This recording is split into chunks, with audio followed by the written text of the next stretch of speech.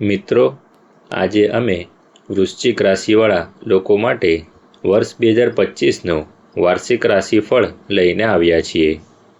આજના વિડીયોમાં આપણે જાણીશું કે આ વર્ષે વૃશ્ચિક રાશિવાળા લોકોને નોકરી વ્યવસાયથી લઈને સ્વાસ્થ્ય, શિક્ષણ, આર્થિક પક્ષ અને પારિવારિક જીવનના વિવિધ પાસાઓમાં કેવા ફેરફારો જોવા મળશે. તો આવો વધુ સમય ન બગાડતા વૃશ્ચિક રાશિનું વાર્ષિક રાશિફળ જાણી લઈએ. સૌથી પહેલાં એ જાણીએ કે વર્ષ 2025માં વૃશ્ચિક રાશિના લોકોનું આર્થિક પાસું કેવું રહેશે. વૃશ્ચિક રાશિફળ 2025 મુજબ આ વર્ષ તમને નાણાકીય બાબતોમાં મિશ્ર પરિણામ આપી શકે છે. તમારા લાભ ઘરના સ્વામી બુધના ગોચર પર નજર કરીએ તો બુધ આ વર્ષના મોટાભાગના સમયમાં સારા પરિણામ આપવાનો પ્રયાસ કરી રહ્યો છે. તેથી આવકમાં કોઈ મોટી સમસ્યા ન હોવી જોઈએ. ખાસ કરીને મે મહિનાના મધ્ય સુધી તમે ન માત્ર સારી આવક મેળવી શકશો, પરંતુ આવકનો મોટો ભાગ બચાવી પણ શકશો. પરંતુ મે મહિનાના મધ્ય પછી આવકમાં થોડી મંદી જોવા મળી શકે છે. એટલે કે વર્ષની શરૂઆતથી મેના મધ્ય સુધીનો સમય આવકની દૃષ્ટિએ ઘણો સારો છે. તે પછીનો સમય આવકના દૃષ્ટિકોણથી થોડો નબળો રહેશે, પરંતુ બચતની દૃષ્ટિએ સારો રહેશે. હવે એ જાણીએ કે વર્ષ 2025માં વૃશ્ચિક રાશિના લોકો માટે નોકરીનું પાસું કેવું રહેશે. વૃશ્ચિક રાશિના લોકો માટે આ વર્ષ નોકરીની દૃષ્ટિએ પણ મિશ્ર પરિણામ આપતું જણાય છે. છઠ્ઠા ઘરનો સ્વામી મંગળ આ વર્ષે અમુક સમયે સારું અને અમુક સમયે નબળું પરિણામ આપી શકે છે. વર્ષની શરૂઆતથી લઈને માર્ચ મહિના સુધી શનિની દૃષ્ટિ છઠ્ઠા ભાવ પર રહેશે. તેથી નોકરીને લઈને મનમાં થોડો અસંતોષ રહી શકે છે. માર્ચ પછી શનિની સ્થિતિમાં ફેરફાર થવાને કારણે તમે તમારી નોકરીથી સંતુષ્ટ રહી શકો છો અથવા ઘણી હદ સુધી સારું અનુભવી શકો છો. મે મહિનાના મધ્યમાં ગુરુ લાભ ઘર જોઈને સારા પરિણામ આપવાનો પ્રયત્ન કરશે. એટલે કે માર્ચ સુધી તમને કેટલીક મુશ્કેલીઓનો સામનો કરવો પડી શકે છે. જ્યારે માર્ચથી મેના મધ્ય સુધીનો સમય ઘણો સારો અને અનુકૂળ છે. તમે નોકરીમાં સિદ્ધિઓ મેળવતા રહેશો. આ સમય દરમિયાન જો તમે નોકરીમાં ફેરફાર કરવા ઈચ્છો તો તમે તે કરી શકો છો. મે મહિનાના મધ્ય પછી સ્થિતિ થોડી મુશ્કેલ રહી શકે છે. જો કે વિદેશમાં કામ કરતા અથવા દૂર નોકરી કરવા ઈચ્છતા લોકો પણ આ સમયગાળા દરમિયાન સારા પરિણામ મેળવી શકે છે. હવે એ જાણીએ કે વર્ષ 2025માં વૃશ્ચિક રાશિના લોકોનો વ્યવસાય કેવો રહેશે. વૃશ્ચિક રાશિના લોકો માટે વર્ષ 2025 બિઝનેસની દૃષ્ટિએ મિશ્ર પરિણામ આપી શકે છે. વર્ષની શરૂઆતથી મેના મધ્ય સુધી 7મા ભાવમાં ગુરુનું ગોચર વેપારમાં ખૂબ જ સારું પરિણામ આપી શકે છે.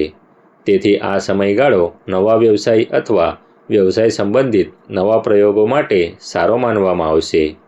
જે પણ નવા પ્રયોગો કરવાના હોય તે આ સમયગાળા દરમિયાન કરવા માટે વધુ સારું રહેશે. તમારા ક્ષેત્રના વરિષ્ઠ લોકોની સલાહ લેવાની પણ જરૂર પડશે. જો તમારા ક્ષેત્રમાં કોઈ વરિષ્ઠ વ્યક્તિ તમારા સંપર્કમાં છે તો તેની સાથે સંપૂર્ણ સન્માન સાથે જોડાયેલા રહો. હવે એ જાણીએ કે વૃશ્ચિક રાશિના લોકોને વર્ષ 2025માં જમીન, મકાન અને વાહનનું સુખ કેવું મળશે. પ્રિય વૃશ્ચિક રાશિના લોકો, જો તમે લાંબા સમયથી જમીન કે મકાન ખરીદવા વેચવાનો પ્રયાસ કરી રહ્યા છો, પરંતુ કામ આગળ વધી રહ્યું નથી, તો આ વર્ષે તમને આ બાબતમાં અનુકૂળતા જોવા મળી શકે છે. ખાસ કરીને માર્ચ મહિના પછી કુંડળીના ચોથા ઘરમાંથી શનિનો પ્રભાવ સમાપ્ત થશે, જે જમીન અને મકાનને લગતી બાબતોમાં ઝડપ લાવવાનું કામ કરી શકે છે. જો કે મે મહિનાથી રાહુનો પ્રભાવ ચોથા ભાવ પર રહેશે. તેનાથી નાની મોટી અડચણો આવી શકે છે, પરંતુ સ્થિતિ પહેલાં જેવી નહીં રહે. સ્થિતિ પહેલાં કરતાં સારી રહેશે. પરિણામે તમે રાહત અનુભવી શકશો. એટલે કે આ વર્ષ જમીન, મકાન, વાહન વગેરેને લગતી બાબતોમાં પાછલા વર્ષો કરતાં વધુ સારા પરિણામ આપી શકે છે. જો આપણે વાહન સંબંધિત બાબતો વિશે વાત કરીએ તો આ બાબતમાં પણ તમને સારી સુસંગતતા અથવા તુલનાત્મક રીતે વધુ સારા પરિણામો મળી શકે છે. વાહન ખરીદવાની દ્રષ્ટિએ એપ્રિલથી મધ્ય મે વચ્ચેનો સમય સારો રહેશે. આ પહેલાં અને પછીના સમયમાં વાહનની સંપૂર્ણ તપાસ કર્યા પછી જ આગળ વધવું યોગ્ય રહેશે. જો કે આ વર્ષે તમારી વાહન ખરીદવાની ઈચ્છા પૂરી થઈ શકે છે. હવે એ જાણીએ કે વર્ષ 2025માં વૃશ્ચિક રાશિના લોકોનું સ્વાસ્થ્ય કેવું રહેશે. વૃશ્ચિક રાશિના લોકો માટે વર્ષ 2025 સ્વાસ્થ્યની દ્રષ્ટિએ મિશ્રિત રહી શકે છે. કેટલાક કિસ્સાઓમાં સ્વાસ્થ્ય સરેરાશ કરતાં નબળું હોઈ શકે છે. વર્ષના પ્રારંભિક મહિનામાં ચોથા ભાવમાં શનિનું ગોચર ખાસ કરીને માર્ચ સુધી સ્વાસ્થ્યની દ્રષ્ટિએ સારું નથી.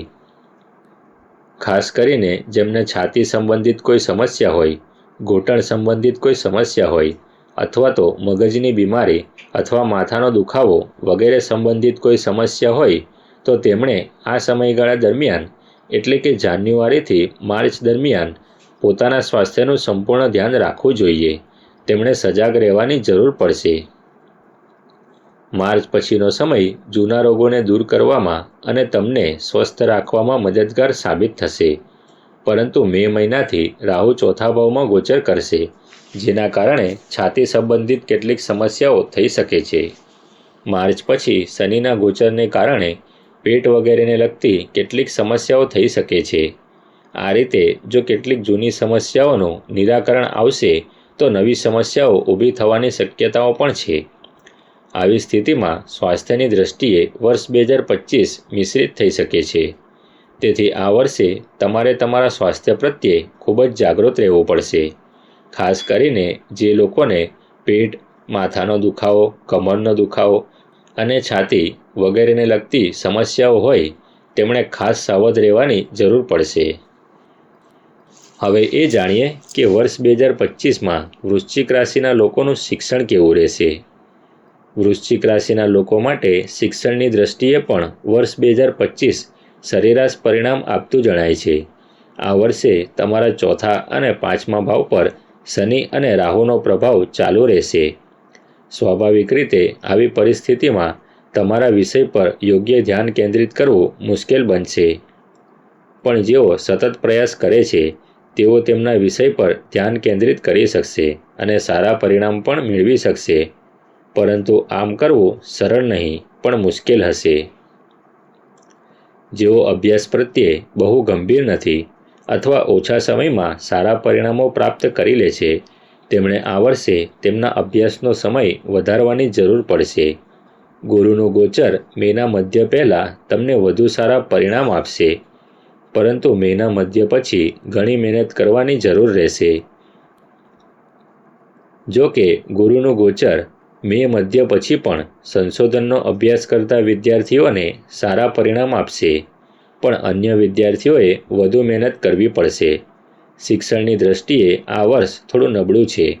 તે નબળાઈને દૂર કરવા અને સારા પરિણામો મેળવવા માટે તમારે હવે તુલનાત્મક રીતે વધુ મહેનત કરવાની જરૂર પડશે. હવે એ જાણીએ કે વર્ષ 2025માં વૃશ્ચિક રાશિના લોકોનું લગ્ન અને વૈવાહિક જીવન કેવું રહેશે. પ્રિય વૃશ્ચિક રાશિના લોકો, જો તમે લગ્નની ઉંમરે પહોંચી ગયા છો અને તમે પણ લગ્ન કરવાનો પ્રયાસ કરી રહ્યા છો તો વર્ષનો પહેલો ભાગ તમને આ બાબતમાં સારી રીતે મદદ કરી શકે છે. ખાસ કરીને મે મહિનાના મધ્ય ભાગ સુધીનો સમય ખૂબ જ સારા પરિણામ આપતો જણાય છે. આ સમયગાળા દરમિયાન તમારા પાંચમા ઘરનો સ્વામી ગુરુ સાતમા ભાવમાં રહેશે, જે લગ્ન કરાવવામાં મદદરૂપ થશે. મે મહિનાના મધ્ય પછી પરિણામો તુલનાત્મક રીતે નબળા રહી શકે છે. આવી સ્થિતિમાં વર્ષના પ્રથમ ભાગમાં લગ્નની પ્રક્રિયા પૂર્ણ કરવી શાણપણભર્યું રહેશે. વર્ષનો પ્રથમ ભાગ પરિણીત લોકોના વૈવાહિક જીવન સંબંધિત બાબતોમાં પણ વધુ સારા પરિણામ આપી શકે છે. એ પછીના સમયમાં ગુરુ આઠમા ભાવમાં રહેશે અને શનિની દ્રષ્ટિ સાતમા ભાવ પર રહેશે. તેથી કેટલીક વિસંગતતાઓ અથવા અસંતુલન જોવા મળી શકે છે. તેનો અર્થ એ છે કે વર્ષના પ્રથમ ભાગમાં તમે તમારા વૈવાહિક જીવનને સારી રીતે માણી શકશો, જ્યારે વર્ષનો બીજો ભાગ તમારી પાસેથી વધારાની શાણપણની માંગ કરી રહ્યો છે. હવે આપણે વર્ષ 2025માં વૃશ્ચિક રાશિના લોકોને મદદ કરે એવા જ્યોતિષ ઉપાય જાણી લઈએ. પહેલું, દર શનિવારે ચોખ્ખા વહેતા પાણીમાં 4 નાળિયેર પધરાવો. બીજું, મિત્રોમાં નમકીન વહેંચો. ત્રીજું, શરીર પર ચાંદી ધારણ કરો. ડિસ્ક્લેમર: આ માહિતી સામાન્ય માન્યતાઓ અને જાણકારીઓ પર આધારિત છે. અમે તેની પુષ્ટિ કરતા નથી.